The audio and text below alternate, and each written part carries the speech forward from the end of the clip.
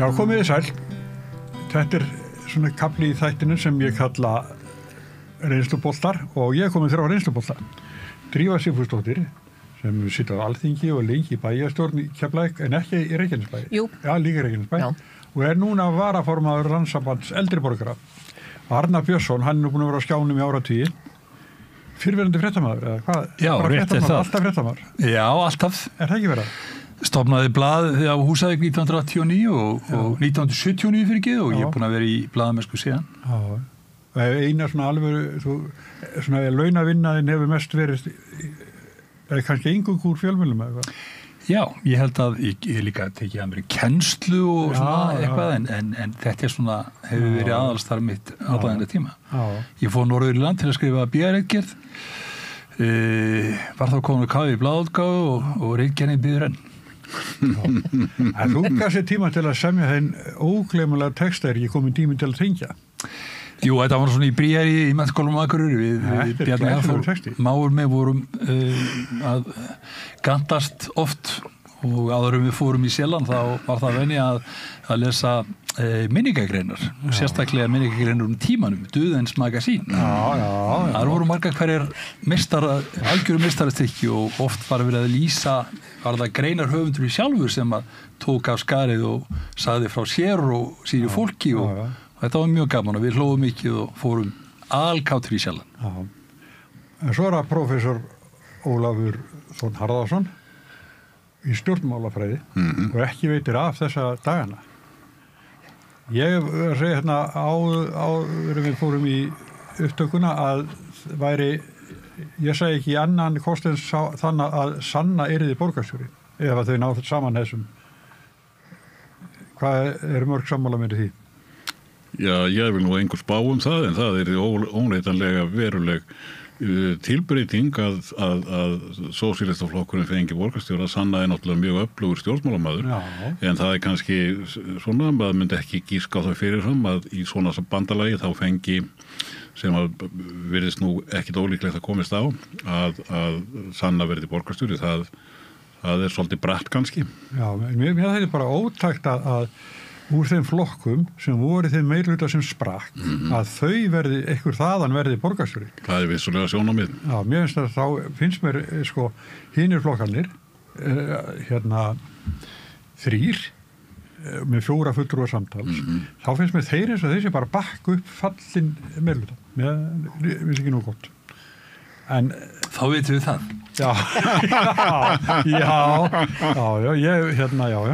Ég svolítið reynslað þessu, ég nefnilega var að mynda meirhluta vestur í Ólafsvík einu sinni. Er hann eða þá við líðið það? Nei. Kristján Pálsson, ég gerði hann að bæjarstjóra. Já, þú verður ábyrgð á því. Já, ég ber ábyrgð á því, Já, þetta nú hins vegar svolítið minnir á málflutning sjálfstæðismann Morgunblaðsins Dag B. Eggertsson þegar þeir segja alltaf því að Dagur búin að halda saman meirihlutum í Reykjavík, gerði það í 15 ár sem að nú pólitískt afrek en þeir benda alltaf á það að margir þessara meirihluta hafi fallið og þá hafi einhverjir nýjir komið og verið lappað upp á meirihlutum með því að bæta nýjum inn og það auðvitað alveg rétt en það nú kunstinn við meirihlutamyndun að ef þú verður fyrir áföllum þá verður nú að reyna að fá eitthvað til viðbótar og öðrum hefur ekki tekist þetta í Reykjavík þannig að þú ert að tala svona eins og Morgunblaðið svolítið. Já, nei, svo það líka það ekki konar 3 vikur frá því að Dagur kveður í ráðhúsinu. Nákvæmlega. Var allt komið við háa loft. Já. Þetta sýnir kannski hvað hann hefur verið mikill mannasættir eða, ég veit ekki. Já, þetta allavega þessi árangur með meirihlutana og í rauninni það líka sem sé náttúrulega á kjörtímabilinu sem var frá 2006 til 10 þá voru 4 meirihlutar og algjör upplausn og síðan fáum við bara 15 ára tímabil stöðugleika. Þar sem að menn eru náttúrulega ekki sammála það hvort að árangurinn hafi verið góður eða slæmur, það bara pólitík sem mann rífast en varðandi samstarfið þá hefur það gengið alveg ljómandi vel allan þennan tíma og nánast ekki borið neina hnökra á. Þannig að já, ég held að það megi segja það að það bendir flesti þess að Dagur hafi verið límið í þessu meirihlutum alveg eins og hún Katrín Jakobsdóttir var að margra mati límið í sinni ríkisstjórn í 7 ár. Einar var greinilega ekki með sömu líftúmpuna og Dagur. Því þetta eiginlega merkilegt hvernig þetta fór þessi samstæða, hvernig hún hvarf og ég held að Einar hafi ekki áttað sig á því að það voru konur Ólafsfirði sem hafi greinilega loka orðið í því. Ég held að Helga hafi ekki allavega eins og maður ég hlustaði á Silfri, þá fannst mér eins og hún hefði verið til í þennan slag og Einar sannlega með það bara þannig. En svo kemur Inga og skellir nefnum í borðið og segir nei, þú ferð ekki fett. Það er mjög óvinnlegt að þingmenn og ráðherrar sé skipta sér af því hvaða meirihlutar að mynda í sveitarstjórn. Ég þekki bara, ég vildi ekki dæmi það. Þetta var nú svona í gamla dag. Já, ég held að það sé nú frekar í minna heldur en menn telja. Þess að almennt að þannig að bæjarfulltrúar, borgarfulltrúar, þeir eru trúin eigin sannfæringu, ekki ykkur skipunum ofanfrá. Þannig að þannig held ég að það hafa almennt verið. Ég kannast ekki við og það ekki nú býsna marga frá því ég var í sveitarstjórn. Það er ekki þannig.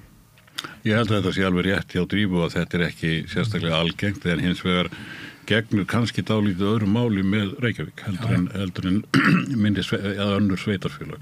Að þetta er svona meiri pólitík, það hefur verið á margan hátt tengsl milli landsmálana og sveitarstjórnarmálana í Reykjavík sérstaklega.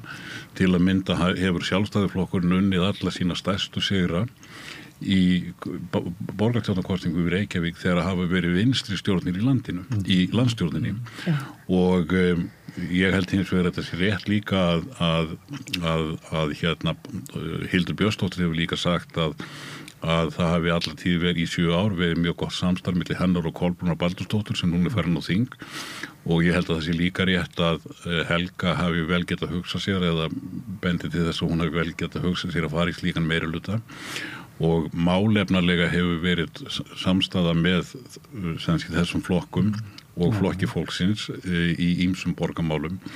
Hins vegar náttúrulega þeir sem að kunna meira fyrir sér í pólitískri refskák, það kemur þeim ekkert sérstaklega óvart að flokkur fólksins hafi þessa dagana þegar hann liggur undir sífelldum árásum Morgunblaðsins og Sjálfstæðisflokksins að þeir hafi neitt sérstakann áhuga á því að mynda svona meirihluta og það er reyndar sagði Helga að ekki bara að sem sé Inga hefði tekið á skarið heldur hefði hún líka uppgötvað þegar hún heyrði í sínu baklandi sem ég geri þá ráð fyrir að síðu flokksfélagar hennar í Reykjavík sem að standa baki borgarfulltrúanum að þar hafi ekki verið mikil stemming fyrir því að fara með Sjálfstæðisflokknum og hún sagði einmitt, ef ég man þetta rétt, að það hefði komið sér á óvart hvað flokksfélagar hennar voru harðir á því að fara ekki með Sjálfstæðisflokknum og auðvitað er það rétt hjá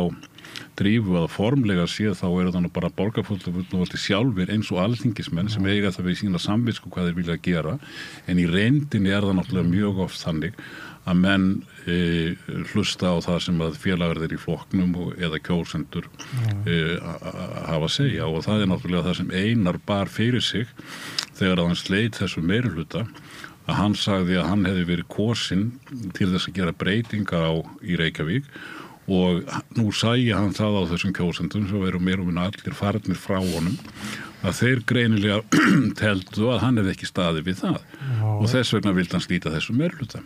En sko það var alveg ljóst í kosningabaráttunni hefur lengi verið að fulltrúar Framsóknarflokksins hafa ekki viljað að flugvöllurinn fari út af öryggissjónarmiðum og fleiri.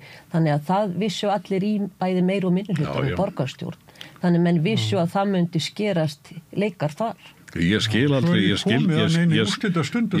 skil nú bara ekki það að menn sé að ræða flugvöllin. Ég sé til dæmis á Morgunblaðinu í dag að þeir eru finnst það rosaleg tíðindi að samfylkingin segja að flugvöllurinn sé ekkert að fara af því að samfylkingin hefur og fleiri hafa náttúrulega viljað að flugvöllurinn fari en þeir hafa ekki verið að segja þannig að fara á morgun og miða sérstaklega eftir að hvassarinn hefur verið slegið út af borðinu þá náttúrulega er það öllum mönnum ljóst að flugvöllurinn ekkert að fara í augnablikinu og langtíma sjónar með hvort að hann fari 2040 eða 50. Ég fæ nú ekki séð hvernig þau eiga að sprengja meirihluta í Reykjavík. Mér finnst það bara mjög skrítið. Hins vegar og mér finnst líka mjög skrítið að menn geta ekki einu sinni séðum að fella tríð í öskulíðinni og það þurfa að loka flugbrauð út af því. En að þetta sé eitthvað sérstakt ágreiningsefni, eitthvað sem að kalli á slit á meirihluta, ég bara sé það ekki. Það ekki bara þetta, það líka hitt að það sífellt verið að þrengja flugvöllunum. Þarna verið að flytja líffæri á milli með flugvélum erlendis frá. Það alls konar, við vitum öryggisatriði þarna og það sífellt verið að þrengja flugvöllum. Þetta snýst ekki bara að flugvöllunum verði, heldur að hann geti annað sínu hlutverki og það sem verið að eyðileggja með því að sífellt fjölga byggð í kring. Ég hef lengi verið þeirra skoðunar að sem landsbyggðarmaður, að ef við erum að tala til að myndum ferðamennskuna, að Bandaríkjamenn sem koma hingað til lands að mótni í 3 daga, þeir fara ekkit út á land. Þess vegna hef ég alltaf sagt og lengi sagt allavega að innanlandsflugið og utanlandsflugið eiga að vera á sama stað í Keflavík. Þannig að þú getur komið frá Bandaríkjunum á mótni, farið upp í vél austur, vestur eða norður og því að síðan eins og var ekki Ólafur Martinsson sem var að halda því fram að það væri sniðugt að byggja upp spítalinn í Keflavík. Flugið bara svo dýrt hér á landi að venjulegt fólk það ræður bara ekkit við þetta. Þetta allt og mikið högg fyrir það og ég held að ef að innanlandsflugið var á sama stað og millilandaflugið að þá gæti kannski komist á meiri samkeppni þar sem að verðlagið yrði annað hagstæðara. Því þetta alveg glórulaust verðlag á því ef að maður þarf að sækja hingað suður að það miklu betra fyrir hann að keyra. En það hverjir það sem nota innanlandsflugið? Það mikið til fólk sem að fara til læknis, fólk sem kennsla út á landi, það alls konar samskipti önnur, það allar stofnanir hjá höfuðborgarsvæðinu. Þannig að maður þarf að muna eftir því að fólk út á landi, það að sækja í Reykjavík fyrst og fremst heilbrigðisþjónustu og kennsla og svo framvegis, það sem fer tilbaka. Þú mátt ekki misskilja mig, það sem ég að reyna að segja það að ég held að flestir sem að noti þessar flugleiðir það fólk sem að vinna hjá hennu opinberaði, ekki að gera það sem að fluguminn borgaðu fyrir þetta fólk. Verkalýðsfélag Húsavík hefur til að mynda niðurgreitt flugferðir til Reykjavíkur og það bara allt annað verð sem þar í boði.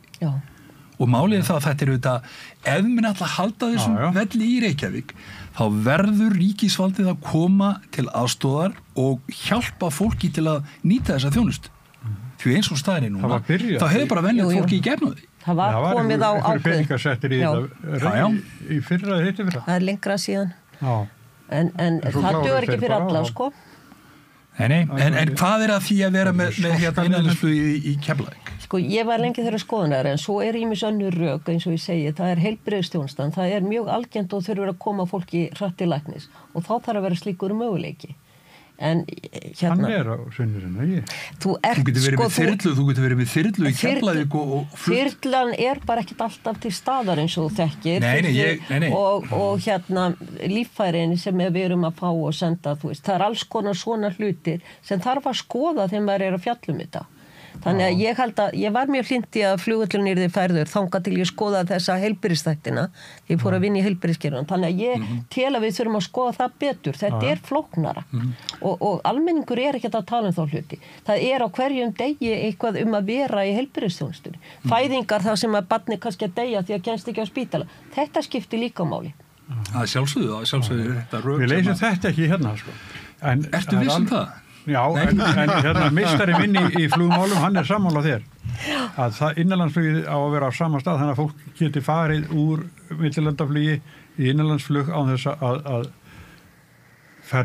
burðast með farangurinn sinn og flera. Ég held að ef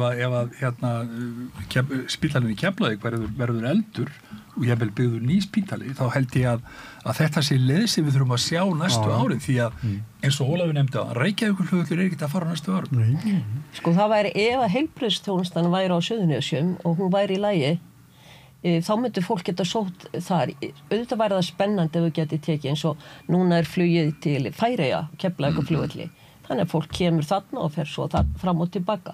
Ég alveg sammála það væri gott að það væri, en þar sem að hópurinn sem að sækja flugið, fólk fer ekki að gannu sín í flug eins og það kostar. Það ástæða fyrir því. Þannig ég alveg sammála að það væri spennandi hugmynd ef það að gera það veruleika, en þá þarf það að vera eins og heilbrigðisþjónustan heima, hún hefur heldur dalað, það þó búið að vera bæta í núna síðust árin, en samt sem áður, það getur ekki tekið við því sem þarf. En því ég ekki miskilja mig, ég ekki að tala niður til þessa fólk sem Nei, alls ekki. Ég bara tala um þetta í öðru samhengi að við þurfum að hugsa þetta bara upp úr nýtt. En þá kemur þetta svona varaflugvallamál, svona að sko fyrir Keflavík þá Reykjavíkurflugvöllur svona neyðar og Egilsstaðir. Já, Egilsstaðir og Akureyri. Egilsstað og Akureyri og það þarf að efla það líka. Já, en þá þarf að getur verið, ég þannig með þetta svo brátttilfelli, ekki Reykjavíkurflugvöllur sagður varaflugvöllur fyrir Keflavík? Hann getur ekki tekið við öllum flugvöllum. Það skiptir máli stærð og hvað það þarf að stoppa og svo leið. Já, leysum þetta ekki. Nei, held ekki, en þetta góður hugmyndir. Já, en ég fylgdist aðeins með þinginu í sjónvarpinu í gær og daginn eftir stefnuræðina og þá var Sigurður Ingi formaður þinn. Já. Var hann mjög ósáttur. Hann vildi að Jóhann Páll Jóhannsson kæmi upp á bæðis afsökunar en það varð ekki Jóhann varð ekki við því. Hann sagði Sigurður hafa farið með lygar sem særði Sigurður Inga mikið.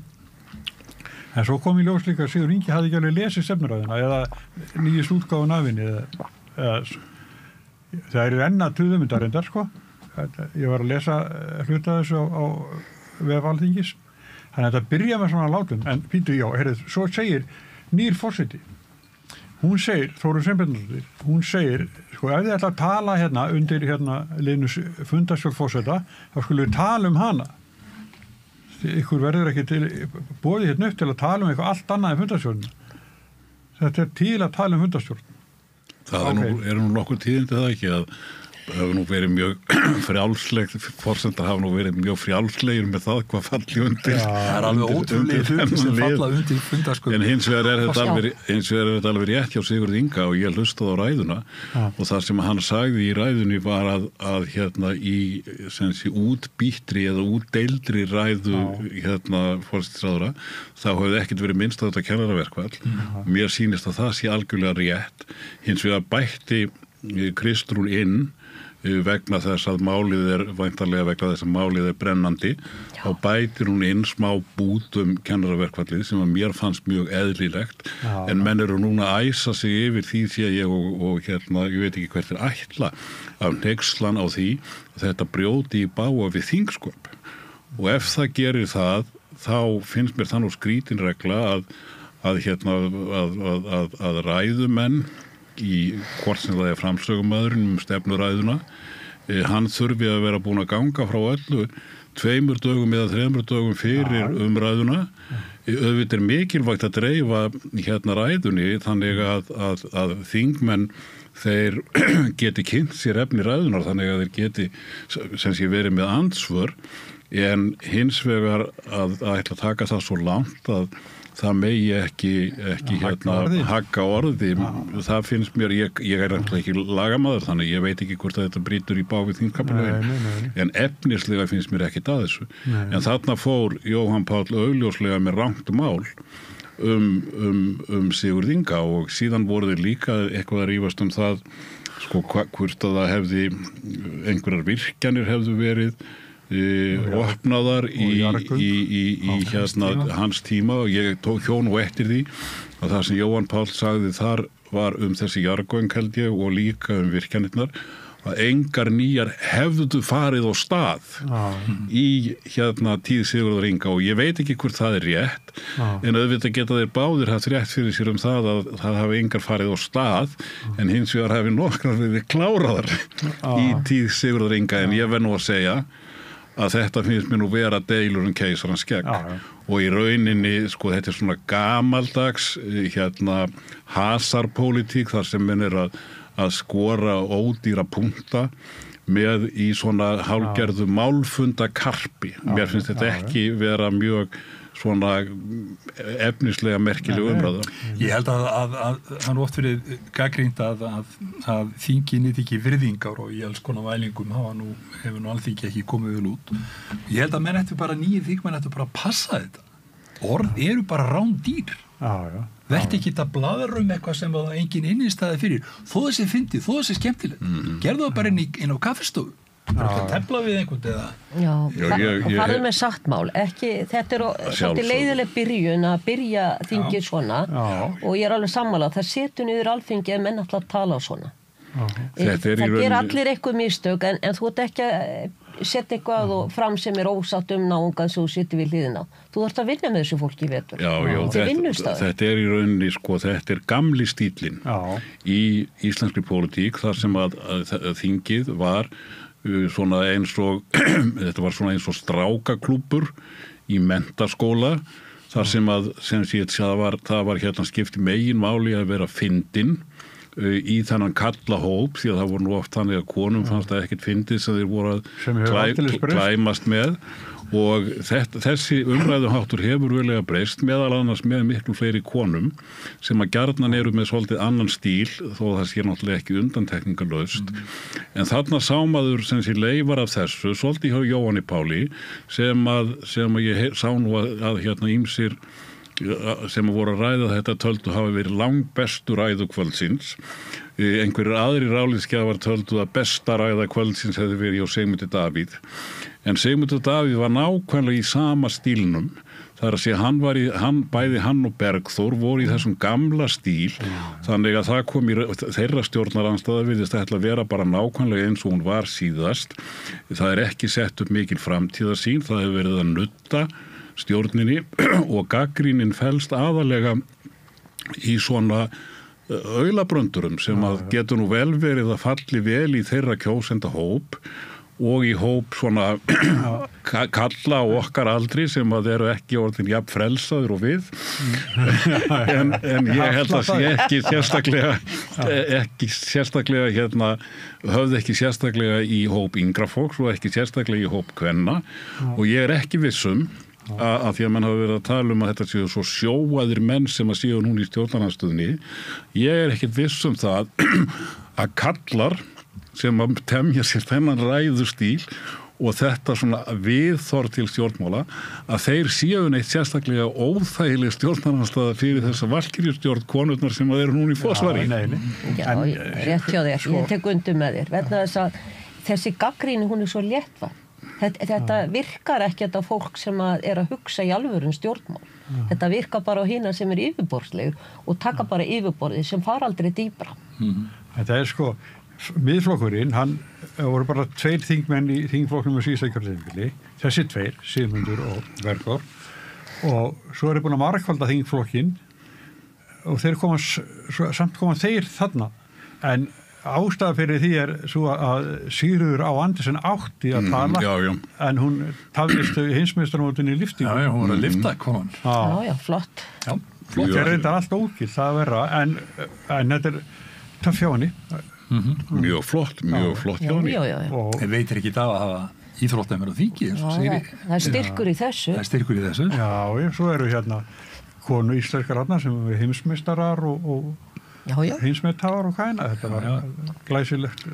Konur eru að taka allt yfir og nú það er líka sjáum það í borgarstjórninni nú kalla þeir sig kryddpíurnar eða Spice Girls en það mun nú vera vegna þess að þeir fengu kryddköku einhverja hjá Heiðubjörg en það eru 5 konur sem að eru og þetta minnir svolítið á náttúrulega þessar 3 sem voru núna í að mynda ríkisstjórn og hérna er náttúrulega bara til marks hvað þrátt fyrir að ekki hafi náðst fullir jafnrétti hvað það hefur miklu farið fram varðandi hlut kvenna í stjórnmálum. Já, í Silfrinu þá voru 7 konur og 1 karl. Já. Þetta gerbreyting þegar ég mætti á fyrsta miðstjórnarfund hjá Framsóknarflokks. Þá voru 120 sem mættu, 4 konur, resti voru karlmenn. Og þegar ég mætti á fyrstu fundin í sveitarstjórn, samband sveitafélag Suðurnesja, 7 sveitafélag. Þegar ég rétt upp höndina þá fékk ég ekki orði. Það var alltaf karlmenn og undan mér, þó ég hefði rétt upp, ég taldist ekki með til að byrja með. Og ég var eina konan sem bauð mig fram þarna í fyrsta sæti, það var ein í Grindavík. Það var engin kon í bæjarstjórn þegar ég bauð mig fram nema ein í Grindavík. Þetta alveg gjörbreyting. Og allt annað viðhorf eins og nefndi hvernig talaðir, það var rosaleg breyting þegar eru 2 konur í bæjaráði. Brandararnir, viðhorfin, vinnusemin, allt önnur. Það mikið breyting, þannig ég fagna því að konur eru komnar inn í þetta með sama hætt og karlmenn. Ég vona þeir vinni hins vegar öðruvísi en sumir. Það gott ég að Sigurður að vera bara með drífu hérna. Reyndar sko hún er 3 manna maki. Nei, 4. hjólið sko datt undan bílnum sko. Það nú bara 3 hjól undir bílnum. Já. Það var konar sem að. En hérna samt má maður ekki, að ég nú var í mörg árum með Sprengisand. Ég hætti að pæla í þessu með hérna þegar ég var að boða, en svo hélt ég bara bókhald sko. Var ekkert, bara, já, tala Ólaf og hann eitthvað síðan, og þetta var yfirleitt alltaf 55-45, 55% kallar og 45% konur. Ég reyndi sko svona samt sko alltaf að jafna þetta, en þetta lá ekki þungt á mér, það er það sem ég ætla að segja sko. Svo kemur bara kannski einhver eftir með 3 konur og hvernig sko þáttin heil. Þetta er svo merkilegt með það þegar að á fréttastofur út til dæmis að þá maður átt að segja á því, það eru svo margar konur sem eru komnar með sérfræðiþekkingu á málefnum sem að kallar höfðu bara áður. Og það er aldrei nýtt vandamál og lengi vil vera þetta þannig í íþróttum að það var erfitt að fá konur til þess að koma í viðtalið að koma í þetta. Nú er þetta bara landslagi gjörbreytt sem betur fer. Já, þetta er orðið þannig að hér er ekkert smink til dæmis. Það er ekkert þannig. Þetta er bara, við erum bara svona það sleppur og reynum ekki að, nei, þetta er svona þetta líka áður sko, þegar ég sko fyrir 40 árum þegar maður ætlaði að fá viðtalið konu og svo taka mynd af henni, minn alveg hárið á mér, það kom oft þannig, en svo er þetta algjörlega þurrkast út. Algjörlega. Þetta er lagast. Já, þetta var alveg oft mjög erfitt, sko. Nei, við fögnum þessari þróun, Ólafur. Já, algjörlega, það er... Já, við verðum að fara okkur straka minnir. Venjulega gerast nú þjóðfélagsbreytingar tiltölulega hægt, en það er að minnsta kosti 2 konar breytingar sem við sjáum hér á ekki mjög mörgum áratugum þar sem það hefur orðið alveg sko grundvallar breytingar á viðhorfum Íslendinga, félagslegum viðhorfum Íslendinga. Það er annars vegar varðandi réttan hlut kvenna sem að framfarirnar hafi verið stórkostlegar, breytingarnar hafi verið stórkostlegar og hitt er síðan varðandi réttindi samkynhneigðra og svona fjölbreytileika í samfélaginu og í rauninni kannski er það ennþá meira undrunarefni fyrir þá sem að hafa svona stúderað hvernig þjóðfélagsbreytingar og viðhorfabreytingar eiga sér stað í samfélaginu, hvað þetta hefur gerst ofboðslega hratt á Íslandi miðað við þetta er venjulega þróun sem að tekur áratugi og hins vegar þegar að verður svona þróun þá gerist það nú gjarnan að það er einhver hópur, minnihlutahópur hópur í samfélaginu sem að finnst þessi þróun ekki í góðu lagi. Þeim finnst að gömlu góðu gildin sem að voru við völd þegar við vorum krakkar, að það sé bara alltaf hrynja í kringum það. Og þá fara þeir stundum að skrækja, þeim finnst að það sé verið að rústa þeirra lífsýn og breytingarnar séu eiginlega allar til bölvunar og þá fara þeir stundum að skipuleggja sig, stofna stjórnmálaflokka og þó að slíkir flokkar fái dálítið fylgi að þá verða með náttúrulega að hafa það í huga. Talaðu skýrar hvaða flokka við þetta? Já, til dæmis við populistaflokka í Evrópu. Talum hér á landi, en ég ætla að leiða þið þar. Já, það er ekkert leyndarmál að sá flokkur sem að sem að helst hefur verið að svona nálægt þessum populistaflokkum auðvitað miðflokkurinn. Ég hef nú svona hikað við að flokkan alveg fortakslaust með populistaflokkunum á Norðurlöndunum og í Evrópu, en það mjög margt í hans málflutningi og karakter. Sumir stjórnmálafræðingar halda því fram að hann sé hérna tilheyri þessum populistaflokkum. Auðvitað það þannig að ef þú ert með svona fræðilegar skilgreiningar að það eru svona markalínur og það getur orka tvímælis nákvæmlega hvorum megin hryggjar. Aðalmálið það að miðflokkurinn hefur mjög greinileg populísk einkenni og eitt af því sem ég tók sérstaklega eftir og mér fannst eiginlega mjög athyglisvert í síðustu þingkosningum það að miðflokkurinn greinilega lagði áherslu á það að eitt af höfuð vandamálum Íslendinga væru innflytjendamálin, sérstaklega hælisleitendamálin og það náttúrulega augljóst að þar hafa verið ákveðin vandræði en varðandi hælisleitendarna sem menn hafa ekki ráðið við fjölgun sem var hérna á 2 ára tímabili. Hins vegar kemur í ljós í kosningunum að það eru bara tiltölulega mjög fáir kjósendur sem eru sammála hérna miðflokknum það að þetta sé eitthvað meiri háttar vandamál. Þeir virðast miklu frekar hafa verið sammála Sigurði Inga sem að sagði í sinni frægu símaræðu í sjónvarpinu að bæði Bjarni og Sigmundur, þeir væru á villigötum. Sagði við Bjarna, Bjarni minn, þú ert að tala hér að þetta sé eitthvað meiri háttar vandamál, en þú bara gleymir því að við erum búin að leysa þetta. Þetta var vandamál hérna 23-4, en þá gripum við til aðgerða og það aðgerðið voru nú aðalegi því að það var breytt skilgreiningunni á því hvort að Venezuelamenn ættu sama rétt og Úkraínumenn. Því að það var aldrei eitt sérstakt vandamál fjöldin á þessum litlar breytingar á fjölda annara innflytjenda. Þannig að Sigurður Ingi sem sé slóð þarna annan tón og eftir það reyndar breytti Bjarni sá ég málflutningi sínum eða svona ég þótti sjá áherslu breytingar hann að þeir sjálfstæðismennir höfðu slegið aðeins í merina varðandi útlendingamálin væntanlega því að þeir sáu að miðflokkurinn var að taka eitthvað fylgi en síðan náttúrulega sjá þeir þegar kosningabaráttan þróast að þessi innflytjendamál ekkert sérstakt áhugamál kjósenda og þá náttúrulega fer sjálfstæðisflokkurinn aftur að sinni hefðbundu stefnu sem að bara svo að flokkurinn almennt hlynntur því að sem sé leyfa sem sé mikinn fjölda innflytjenda því að langflestir innflytjendur sem auðvitað skapa tiltekin vandamál langflestir innflytjendur eru bara fólk sem að koma hingað til að vinna og hérna allir flokkar nema kannski miðflokkurinn, það hefur ekki verið alveg ljóst með hann að þeir bara fagna því og segja að það ekki hægt að reka hér Ísland atvinnulíf án þess að hafa þessi innflytjendur sem eiga hvort sem 80% rétt á því að koma hingað í gegnum EES-samningin. Ég fylgdi svolítið mikið með þessu þegar að ég var í fréttunum á RÚV og ég talaði til að mynda við marga Venezuelamenn og meðal annars manni eftir konu sem að vann hér á hóteli og ég talaði við hótelstjóran og þessi stúlka var að læra íslensku leggja sig fram við að tala mál virkilega elskulega stúlka hún hvar var landi henni bara gert að fara og ég segi bara við þurfum að vera svolítið meira tillitsum gagnvart fólki ég meina það þekkja allir einhvern mann sem að erlendu bergi broti og það fullt af góðu fólki sem hefur komið hingað til landsins og orðið nýtt í þjóðfélagssagnar.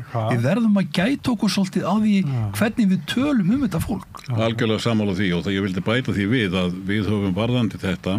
Við höfum náttúrulega séð að víða populískir flokkar hérna í nágrannalöndunum hafa einmitt gert út á útlendingaandúð og náð tölvöldu fylgi út á það. Þar hins vegar hafa til dæmis í Danmörk og Svíþjóð verið ákveðin vandamál þar sem því innflytjendur sem í sérstökum hverfum hafa orðið svona gettó.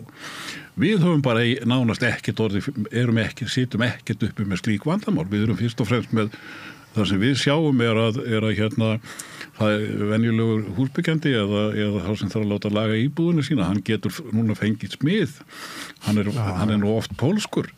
Þannig en það sem ég ætlaði að segja að við höfum skoðað þetta í íslensku kosningaransókninni það það spurning sem að fjallar það hvort að innflytjendur séu alvarleg ógn við þjóðareinkenni Íslendinga, eitthvað svo leiðis. Og við spurðum fyrst að þessu 2007 og þá sem sé var það meiri hluti svarenda sem að tók undir það, en í öllum kosningum síðan, eða kosningaransóknum síðan, þá hefur umburðarlyndi gagnvart þeim verið mjög að aukast. Þannig að núna það, eða í síðustu, það reyndar frá 21, við veitum ekki hvernig það hefur verið 24, að þá það orðið tiltölulega lítill minnihluti sem að telur að útlendingarnir séu eitthvað sérstakt vandamál upp á þjóðareinkenni Íslendinga. Og þetta líka eins og ég var að tala viðhorfsbreytingar, að þetta í rauninni tiltölulega hröð viðhorfsbreyting á tiltölulega skömmum tíma og það eru fleiri rannsóknir sem að benda til þess að umburðarlyndi Íslendinga gagnvart útlendingum eða svona þanþol og því að auðvitað fylgir því ákveðin spenna þegar að fjölgar rosalega eins og hefur verið að gera hér að Íslendingar eru umburðarlyndari heldur en flestar eða allar þjóðir. Ég held að það sem þarna skiptir heldur töluvert miklu máli það að atvinnuleysi hefur verið lítið. Algjörlega. Ég get ekki hugsað þá hugsun til enda ef við staðum í þeim sporu núna að menn vera að berjast að fá vinnu. Þá hættur að andúðarleyndin alveg blossa upp á nýjanleik. Já, það er hvað 70... Já, svolítið búið að vera einhverjir áreikstrar við já, það er náttúrulega þegar úr með yfir kannski 30% af þeir sem búa einhverju ákveðnu svæði eru erlendu bergibrotum. Það er rosalegt álag, heilsugæsluna, húsnæðismáli og sinna þessu fyrir sveitafélagi, leikskólar og allt sem því fylgir og það voru vandamál. Bæði í löggæslu og annars staðar fyrir lögregluna að mæta í heilu blokkirnar. Þú fórst kannski bara á 2 bílum að því það voru þannig aðstæður. Og það þannig að það kannski auðvelt að segja að því ég var nú að vinna við landamæraeftirliti síðustu hluta starfsavinnar þá það þannig að það ekki allt rétt sem að lesa í blöðunum þetta ágæta fólk. Það alls konar aðrar sögur sem að þegar maður í löggæslunni heyrir aðrar hlið á málunum og þetta ekki allt svona slett og fellt en það hefur orðið alveg gerbylting og Reykjanesbær búin að taka mjög vel á þessu og það var tekið á þessu með reglugerðarbreytingu unnið upp listinn og svo framvegis en lögreglan þarf að hafa meira sögum til að skoða.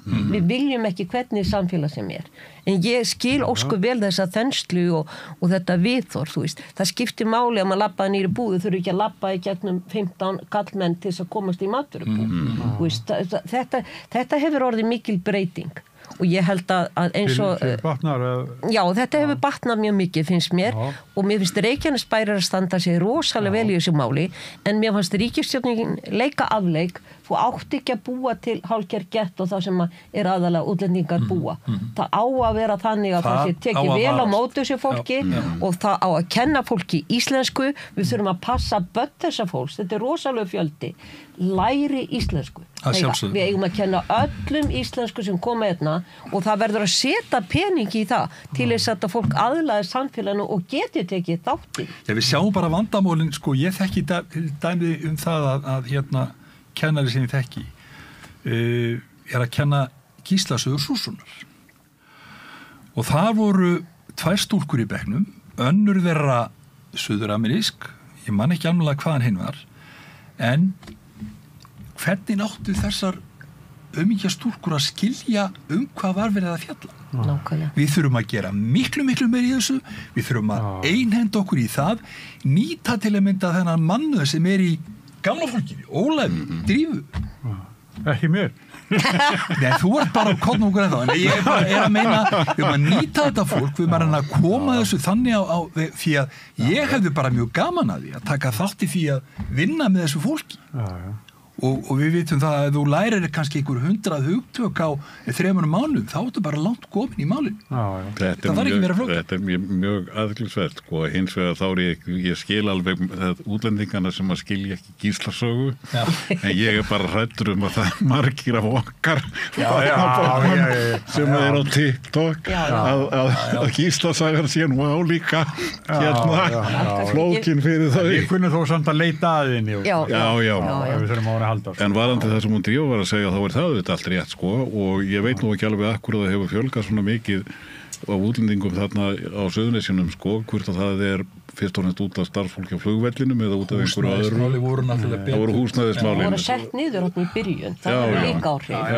Og þegar út komið allt upp í 34% af þeir sem ekki eru fæddir á landinu, þá ertu komið alltaf aðra samsetningu í sveitarfélaginu. Það var ekki Reykjanesbær. Það var samsetningir í Vík en þá... Jú, hún hærri það sko. En málið þetta getur gengið ef allir taka þátt, en það sem við verðum að breyta viðhorf okkur til þessa fólks, þannig að allir hafi tækifæri til þess að læra íslensku. Eins og í Svíþjóð, það sem að tengdadóttir mín í framhaldsnámi í læknisfræði. Þar fór sonur hennar sem satt í eitt hverfi, tók strætó til þess að læra sænsku og annars að læra íslensku og hann kennt það. En á hverju ári skipt hvaða skólið til að fólki safnist ekki saman í eitt byggðarlag, þannig að það farið á milli og ég held að þetta sé svolítið líkilega. Við þurfum að passa að það myndist ekki svona gettó eða hverfi þar sem verður svona öðnur viðhorf og líka bara við verðum að sinna íslenskunni. Ef þetta fólk á að komast inn í landi, vera ekki í láglaunastörfum, heldur geta unnið við sitt fag, þá verður að fá þetta tækifæri. Það hefur ekki í dag. Ég veit ekki hvað ég sagði þetta svona sko. Já. Að kunni ekki íslensku, þá kennum við þeim íslensku. Þarna í símaræðinu sko. Þá kennum við þeim bara íslensku. En ég talaði til að mynda við fjölda Úkrænum sem að koma hingað eftir innrásina. Fólk sem var sprenglært, það fekk ekki vinnu við hæfi. Af því það auðvitað partur af því að kerfið okkar einhvern veginn vill ekki taka við þessu fólki almennilega. Og það dæmum eitt sem að fór í tannlæknaprófi, ég meina hann var komin, hann var virtu tannlæknir í Úkraínu, fekk ekki vinnu hér, hann veit að fara í eitthvað próf og endaði með að fara í próf til Englandseldi, ef ég maður rétt. Sem var miklu starra próf heldur en hann hefði þurft. En þá einhvern veginn kerfið var bara að vinna svona. Það eru starfstéttina sem fara yfir og stimpla hvort þú hefur eins og hjúkrunarfræðingar, þú veist. Það stimpla hvort viðkomandi hafið þessa menntun svo þar, en það líka kannski nauðsynlegt, eins og hjúkrunarfræðingur í Bandaríkjum, þeir notaður hjúkrunarfræðingur, þá ertu kannski með minni menntun en sjúkraliði, talsveit minni. Það ekki sama, skilur. Það ekki að þurfa að taka ár og dag að komast að því. Það þarf að velta fyrir sér, þetta kerfi rétta kerfi til þess að veita fólki leyfin í landinu, eiga þessar starfstéttir að halda utan alla þætti, ég bara veit það ekki, en ég held að sé full ástæð til að skoða þetta. Við hljótum að þurfa að setja sko strangari kröfur inn á sjúkrahús og fleira, það að vera að hugsa fólk vinna með veikt fólk og fleira, það þarf að vera alveg vissa fyrir að viðkomandi skilji hvað í gangi. Það er gert. Það eru starfstéttirnar sem taka ákvörðun, en maður þarf samt að skoða þetta. Þetta rétta leiðina? Eiga starfstéttirnar alltaf að halda utan það? Vilja þær fjölga í hvaða hagsmun hafa það? Ég bara veit það ekki. Ég fer ekki upp í háskólan og tek við starfi Óla sem prófessor það sko. Ég gera það ekki því miður. Ég get það ekki. En hérna sko þetta er náttúrulega með starfstéttirnar sko þá náttúrulega það án þess að ég geti fullyrt neitt hvernig það í praxís að þá vitum við náttúrulega að starfstéttir hafa gjarnan tilhneigingu einhverja til þess að vilja vera með svolítið lokaða og ekki vera að taka mennin þannig að í raunni væri æskilur að það væri einhverjur óháðir aðilar sem að skæru úr það hvort að til dæmis menntun í hjúkrun nægir til þess að viðkomandi sé hjúkrunarfræðingur hér og þetta sé gegnsætt og þá sé líka útskýrt almennlega fyrir útlendingunum sem eru að koma af hverju þeir uppfylli ekki þessi tilteknu skilyrði en svona í stóru myndinni þá hefur það nú lengi verið svona plaggsíður hjá okkur í íslenskri pólitík að vilja fá allt fyrir ekkert og Jón Baldvin sagði nú að það hefði nú gerst þegar hann samdi með evrópska efnahagsráðið við hefum fengið allt fyrir ekkert og mér finnst sýnist að sumir talið þannig að ef okkur vantar vinnuafl og það sé nauðsynlegt fyrir hagvöxtinn og að reka Íslands þjóðfélag þá getum við bara flutt inn jafn ofboðslega mikið af útlendingum eins og við höfum gert en það eigi bara ekki að kosta neitt og meðan að raunsæja myndin auðvitað svo að ef við gerum þetta að þá verður auðvitað eins og þið hefur verið að leggja áherslu á að leggja umtalsverða fjármuni og kraft í það að styrkja innviðina. Það náttúrulega galið, þetta ástand sem að Drífa var að lýsa í Keflavík náttúrulega galið að þar sem hvort sem að það var nú rétt að setja þessi innflytjendur þarna svona marga eða ekki, ef þeir voru komnir þarna þá þurfti náttúrulega að bregðast við með varðandi innviðin og það virðist nú bara að vera augljós heilbrigð skynsemi og ef þú gerir það ekki þá ertu bara að búa til vandamál en það ekki útlendingurum að kenna það okkur sjálfum að kenna Nákvæmlega Já. Það rétt Það það Herrið en sko Landssamband eldri borgara, þú ert varaformaður Já. Nú Inga Sæland komin í ríkisstjórn Já. og hún lofar 450.000 skerðingalust skatt og skerðingalust Já. En ekki húlit fyrir að þetta gangi eftir? Þetta ekki svona... Ég vona það og ég ætla bara að trúa því þangar til annað kemur ljós. Sko, eins og við tökum almenna frítekjumarkið, það var óbreytt frá 2017 þangar þegar Sigurður Ingi fór í fjármálaráðuneytið, hann hækkaði 11.500. Það ekki næg hækkun til þess að mæta því sem var 2017. Það svo langt síðan að það var hækka. Við erum að segja í dag, miðgildið á þeim sem að fá úr lífeyrissjóði 249.000. Og það eitthvað 20.000 manns sem eru með þær tekjur og minna. 40.000 manns fá úr Tryggingastofnun eitthvað. Það mismunandi.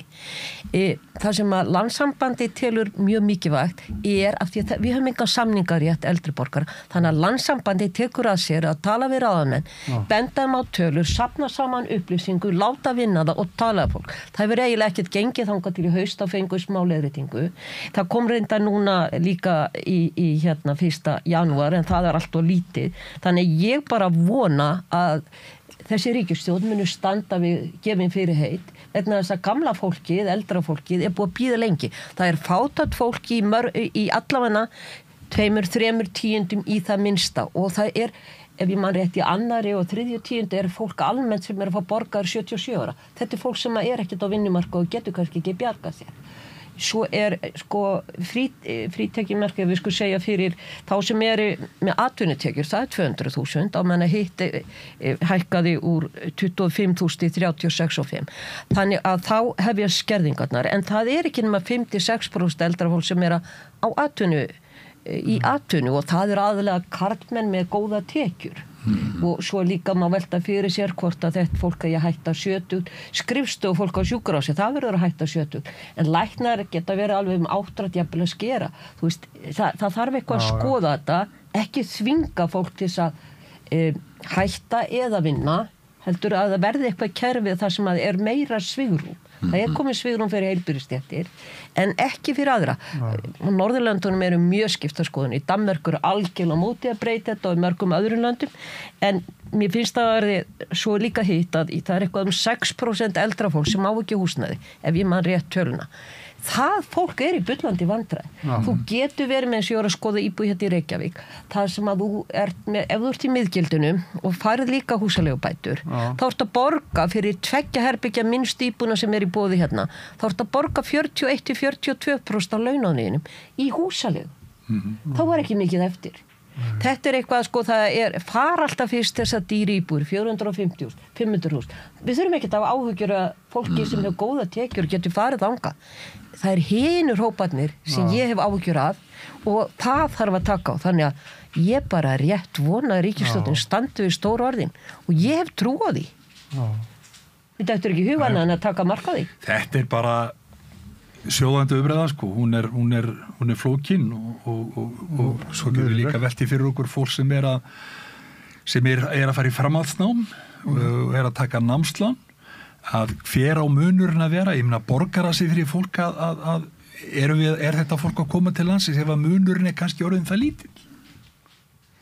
Ég veit ekki, það getur verið, ég veit ekki. Þetta marg slungin vandi. En spáið það að ef þú tekur starfsgreinasambandi lagsti texti sem 449.000 og lagstu launin hjá TR að það munar 102.000 hvað ellilífeyrisþegar eru lægri.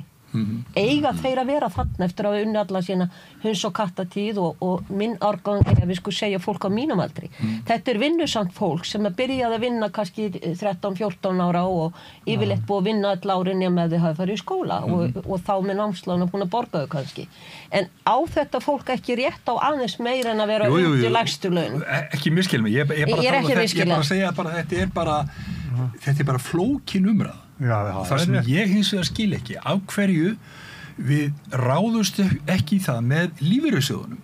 Af hverju koma lífeyrissjóðar ekki inn í þetta og byggja hér hjúkrunarheimili? Þeir voru ekki með leyfi til þess að byggja áður, þeir eru komnir með það núna. Já, máli var það bara, auðvitað eiga lífeyrissjóðir að ávasta sig og það ákveðin ávöxtunar skylda.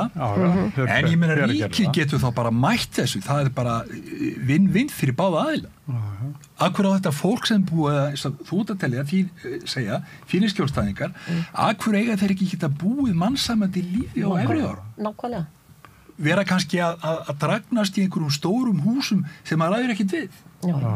Það þjóðhagslega hagkvæmt að byggja íbúður sem eru á skikkanlega verði en eins og staðan í dag þar sem fólk að selja einbýlishús til að flytja þessar íbúður sem svokölluðum lífsgæðakjörnum sem mismundu hvað kalla það þá dugar kannski einbýlishúsið ekki fyrir því og þetta svo dýrt, það okkur það að vera okra á lóðum í Reykjavík og Reykjavíkurborg hefur haldið utanum sveitafélaginu á höfuðborgarsvæðinu þegar búið til skipula á svona rammi hvar þú mátt byggja Hafnarfjörður búin að byggja mikið á sér búin að klára lóðurnar hjá sér Kópar búin að láta byggja mikið og eitthvað eftir sumstaðar annar staðar en Reykjavíkurborg hefur ekki viljað opna hennar ramma svo nákvæmlega sveitafélagin geti leyft að taka í gegn óbyggð svæði Ódýrstu lóðurnar eru það sem ert að taka nýtt svæði í notkun en ekki þetta byggð og þannig Reykjavík búin að loka á þetta í fjöldamörk langa tíma og hinn sveitafélagin ekki glömja og það þýðir bara það að hérna á höfuðborgarsvæðin þetta minna byggt af því það ekki svigrúm.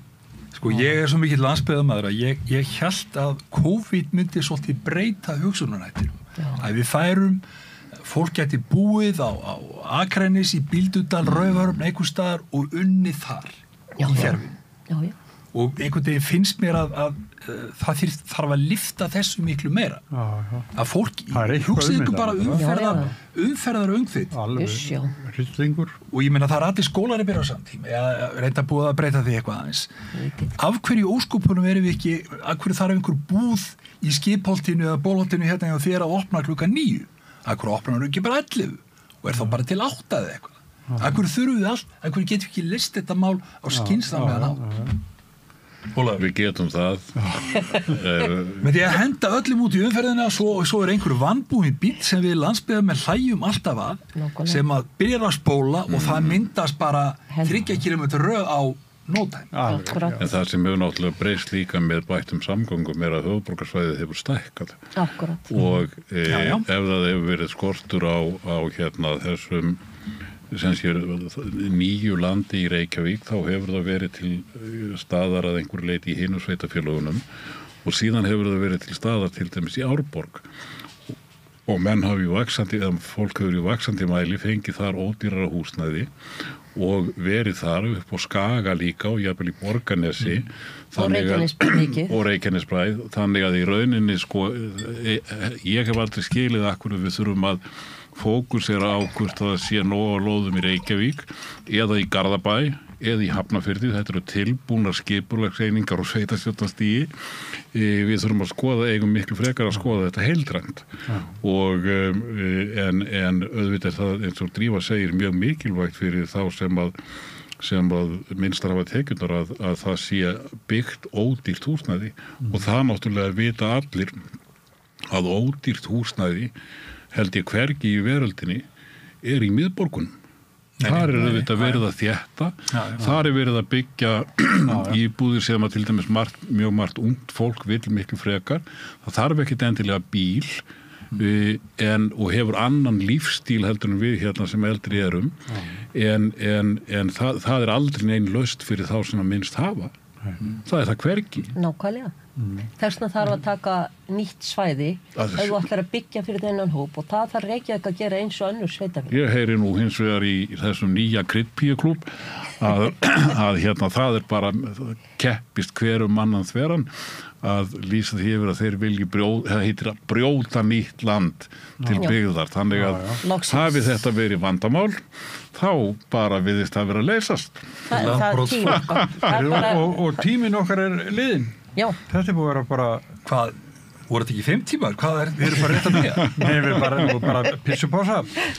Nei, ég þakka ykkur, Ólafur, Arnar og Drífa. Þakka ykkur mikið vel fyrir komuna og ykkur fyrir að vera með okkur. Sæla sinni. Ertu á leið heim úr vinnu? Stilltu á FM 89,1.